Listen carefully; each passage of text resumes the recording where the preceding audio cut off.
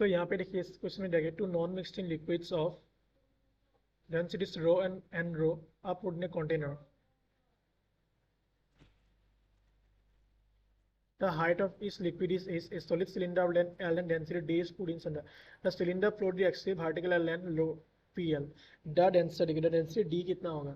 Density D कितना होगा वो निकालने के लिए बोला है. अभी देखिए ये है दो नॉन मिक्सिंग लिक्विड जिसका एक है रो डेंसिटी है एंड रो, यहाँ पे जो लेंथ है 1 माइनस रो एल है, ये रो एल होगा, ठीक है यहाँ तक, और दोनों का हाइट सेम है. अभी हम लोग को निकालना डेंसिटी डी. सो हम लोग को पता है जो फोर्स का इक्वेशन होता है उसको कैसे लिख सकते हैं, F naught equal M G, ठीक है. अभी इसको जो फोर्स है वाटर में जो फोर्स देगा उसको हम लोग लिख सकते हैं प्रेशर की बेस से लेगा P A 1 minus P L G plus और एक डेंसिटी की वजह से आएगा ये होगा एन ए दूसरा N rho A L P G, ठीक है, ये दूसरा, और आर तीसरा है ये जो इक्वल होगा डी ए एल सी की तरफ एरिया को हम लोग ऐसे लिख सकते हैं, ठीक है. तो इसको लिख सकते हैं हम लोग P 1 minus P plus N rho P is equal to T, ठीक है. सो डी किसके बराबर आ जाएगा, जो डी हम लोग डेंसिटी माना है इसको स्मॉल डी ले हैं, सो डी किसके बराबर आ जाएगा D A L G, that is M G को हम लोग डेंसिटी इंटू एरिया लिख सकते हैं एम को, ठीक है. सो डी किसके बराबर आ जाएगा, D will be equal to 1 plus N minus 1 P into rho. So density will be equal to, density किसके बराबर आ गया 1 plus N minus 1 P into rho. So option कौन सा करेक्ट होगा यहाँ पे, सो ऑप्शन ये ठीक करेक्ट होगा यहाँ पे, ठीक है. So option 3 will be the correct answer. ये option 3 will be the correct answer. I hope आप सबको समझ में आ गया. और ये लास्ट क्वेश्चन है, out of the following option which one can be produce propagation electromagnetic wave form करने के लिए क्या चाहिए. इलेक्ट्रोमैग्नेटिक फॉर्म स्टेशनरी चार्ज कभी इलेक्ट्रोमैग्नेटिक वेव फॉर्म नहीं कर सकता, ये आप सबको पता होगा. ये चार्जलेस पार्टिकल भी कभी फॉर्म नहीं कर सकता. ये एक्सेलरेटिंग चार्ज ये होगा ऑप्शन, एक्सेलरेटिंग जो चार्ज एक्सेलरेटिंग करेगा वो इलेक्ट्रोमैग्नेटिक वेव फॉर्म करेगा. So option 3 will be the correct answer. So आइए, आई होप आप सबको ये क्वेश्चन सब समझ में आ गया. सो बाकी क्वेश्चन हम लोग करेंगे नेक्स्ट वीडियो में. सो here in this question it is given a potential meter wire is 100 cm long and a constant potential will maintain accuracy. Two cells are connected in series first to support 100 m in opposite and balance points are अपने 50 cm 100 cm from the potential the ratio of EMF. अभी देखिए 100 cm long है और हम लोग को ratio निकालना है और बैलेंस पॉइंट कहाँ 50 cm और 10 cm. अभी देखिए जो पहला आएगा U1 plus E2 will be equal at lambda 50, क्योंकि यहाँ पे जो बैलेंस पॉइंट है वो कहाँ पे है 50 पे है, ठीक है, पहला कंडीशन के लिए. अभी दूसरा जब अपोजिट डायरेक्शन से जा रहा है तब इसका बैलेंस पॉइंट कहाँ आ रहा है 10 सेंट में, सो लैम्डा 10 होगा. अभी यहाँ हम लोग को E1 और E2 का रेशियो निकालना है. E1 और E2 का रेशियो निकालने के लिए हम लोग क्या करना पड़ेगा 1 डिवाइडेड बाई 2 करना पड़ेगा, ठीक है. सो क्या होगा E1 plus E2 divided by E1 minus E2 equal 50 lambda by 10 lambda, ठीक है. अगर इसको सॉल्व करेंगे तो आएगा आपका E1 plus E2 equal to 5 of E1 minus 5 of E2, ठीक है. तो इसको सॉल्व करने की वजह से तो E1 और E2 का रेशियो आएगा वो आएगा आपका 3/2. सो ऑप्शन कौन सा करेक्ट होगा, option 3 will be the correct answer. ये आपको समझ में आया कैसे क्या. देखिए यहाँ पे दो EMF जनरेशन होगा, एक होगा ये E1 और E2 दोनों यहाँ पे, एक पोटेंशियल का यहाँ पे और पोटेंशियल मीटर का यहाँ पे E2, ठीक है. पूरा लेंथ 100 है, लेकिन जब E1 और E2 सेम डायरेक्शन में है तब उसका जो बैलेंस पॉइंट है वो होगा 50 में, जो लिखा है E1 प्लस इक्वल 50 लैम्डा, ये फॉर्मूला है. और जो जब अपोजिट डायरेक्शन में फॉलो होगा उसका बैलेंस पॉइंट होगा 10 सेंटीमीटर. सो E1 minus E2 equal lambda 10. तो हम लोग को E1 और E2 का रेशियो निकालना है, सो हमने को डिवाइड किया, जब E1 और E2 का रेशियो क्या आएगा 3/2. सो ऑप्शन 3 भी का आंसर ये. सो आई होप आप सबको ये क्वेश्चन समझ में आ गया. अभी देखते हैं इसका नीचे वाला जो क्वेश्चन है ये क्या दिया हुआ है, इसी में कहते हैं हम लोग when a metallic surface is illuminated. देखिए यहाँ पे दिया हुआ है when a metallic surface is illuminated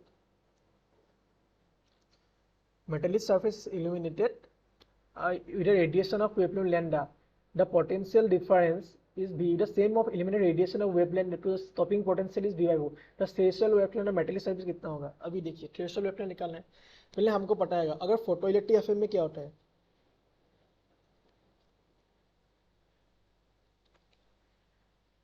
photoelectric FM जो हम लोग लिखते हैं वो कैसे लिखते हैं, जो E V not equal H lambda minus work function, ठीक है।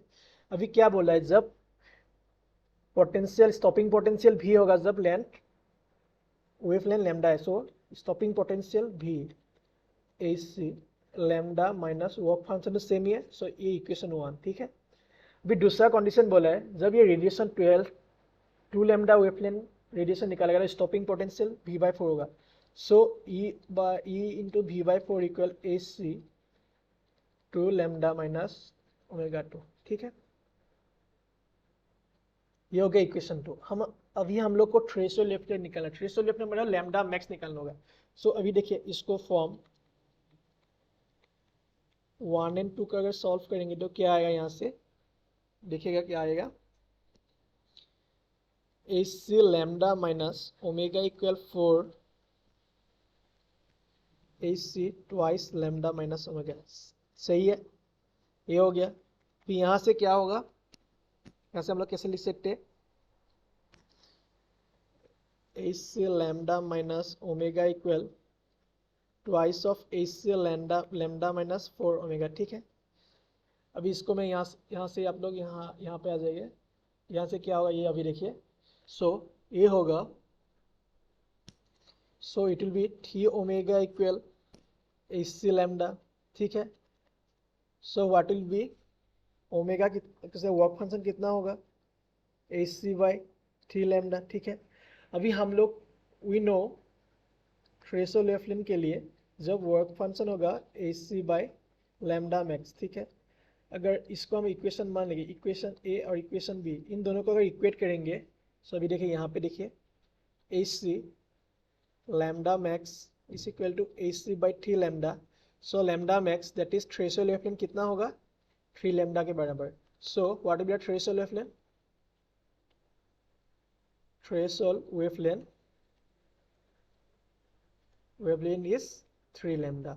सो ऑप्शन कौन सा करेक्ट होगा यहाँ पे, option 3 will be correct answer. 139 का ऑप्शन 3 है। ये पूरा फॉर्मूला बेस्ड क्वेश्चन था। आई होप आप सबको समझ में आ गया कैसे किया। So thank you everyone. तो देखते हैं नेक्स्ट क्वेश्चन को। So hello everyone, so we are going to start the 2016 NEET paper. सो पहला जो क्वेश्चन है ये कैपेसिटर से है, 136 क्वेश्चन नंबर, ये सेट ए और बी था 2016 पेपर का। सो आप लोग देख लीजिएगा। और जो पहला क्वेश्चन है वो क्या बोला है कि a capacitor of 2 capacity of 2 megafarad is changed, charge as shown in the diagram। ये charge हो रहा है when the switch S is turned to position 2 जब टर्न के बाद परसेंटेज स्टोर्ड एनर्जी डिसिपेटेड कितना होगा। सो देखिए पहले पे चार्ज कितना दिया हुआ है 2 वोल्ट, ठीक है। सो इनिशियल जो एनर्जी स्टोर्ड होगा कितना होगा half of C V square, ठीक है। हाफ सी कितना दिया हुआ है 2 वी स्क्वायर बाई 2, सो ये कितना हो गया V square. So U initial कितना आ गया वी स्क्वायर, ठीक है। सो अभी देखिए जो del change in potential energy होता है यही चाहिए हम लोग को एनर्जी डिसिपेशन के लिए। सो कितना होगा half of C1 C2 C1 plus C2 V1 minus V2 whole square, ठीक है। ये फॉर्मूला है चेंज इन पोटेंशियल एनर्जी का, ये इनिशियल है। सो और यहाँ पे ये लिख देता हूँ, ये Q नहीं है C होगा, सॉरी ये ठीक ही है, ये Q ही है, Q है, ठीक है। अभी ये हम लोग को डेल ये जो sense in potential sense in energy stored है वो निकालना है क्योंकि हमको एनर्जी डिसिपेशन चाहिए। सो अभी देखिए यहाँ पे क्या दिया हुआ है C1 दिया है 2, C2 दिया हुआ है आपका 8, V2 यहाँ पे सर्किट 2 में जो वोल्टेज 2 है यहाँ पे सो वोल्टेज टू में सर्किट जो है यहाँ पे कोई भी वोल्टेज नहीं है, सो रिलेटिव जीरो। V1 कितना है, V1 को हमने माना था V, ठीक है। We putting this value in del U, अगर डेल यू को ये सब वैल्यू पुट करेंगे सो कितना आएगा, half of 2 into 8, 2 plus 8 V minus 0 whole square. यहाँ पे करने से ये आ जाएगा आपका 8/10 V स्क्वायर, जो होगा 4/5 V स्क्वायर, ठीक है। ये आ गया आपका ये इक्वेशन ऑन इक्वेशन 2। अभी हम लोग को एनर्जी डिस्ट्रीब्यूटेड कितना हुआ वो सही है। सो एनर्जी डिसिपेटेड वो कितना होगा, वो निकालते हैं U I by del U into 100। अगर ये आप लोग करेंगे तो जो एनर्जी डिस्ट्रीब्यूशन आएगा वो आएगा आपका 80%। सो ऑप्शन कौन सा करेक्ट होगा, option 3 will be the correct answer. I hope आप सबको समझ में आएगा कैसे किया। ये इजी क्वेश्चन था। अब लोग को सिर्फ निकालना है initial energy store and the sense in energy store, क्योंकि हम लोग को एनर्जी डिसिपेशन है। एनर्जी डिसिपेशन कैसे निकालते हैं, initial energy dissipation divided by sense in energy dissipation, sorry sense in energy store. Energy initial energy store निकाल लिया V square, sense in energy कितना आ गया 4/5 V स्क्वायर। अगर इसको कैलकुलेट करें तो 80% आएगा। सो आई होप आप सबको समझ में आएगा कैसे किया। सो अभी देखते हैं नेक्स्ट क्वेश्चन को।